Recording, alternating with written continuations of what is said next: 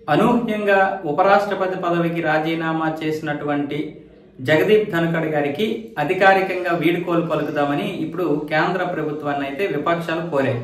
అయితే దీని గురించి కేంద్ర ప్రభుత్వం ఏ విషయాన్ని కూడా చెప్పలేదు. అందుకని ప్రతిపక్షాలన్నీ కలిసి ధన్ఖడ్ గారికి వీడ్కోలు ఏర్పాట్లు అయితే చేస్తున్నారు.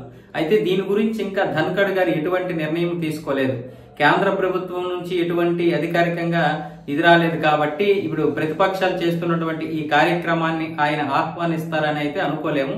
కాకపోతే ఇప్పుడు ప్రతిపక్షాలు ఇలా చేస్తే గనక కేంద్ర ప్రభుత్వాన్ని ఇరుకును పెట్టొచ్చనే భావంతో ఇప్పుడు కాంగ్రెస్ దీన్ని ఒక అవకాశంగా భావిస్తుంది.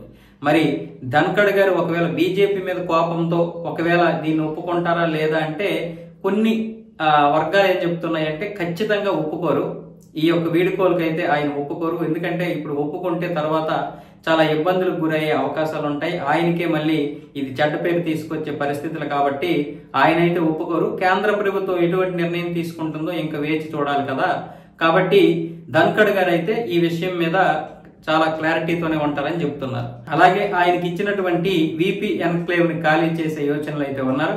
ఇప్పటికే ఆయన సామానంతా కూడా ప్యాకింగ్ చేస్తున్నారు. ఆయనకి టైప్ 8 బంగ్లా అయితే కేటాయించారు. ఆ బంగ్లాకు అయితే ఆయన షిఫ్ట్ అవుతున్నారు.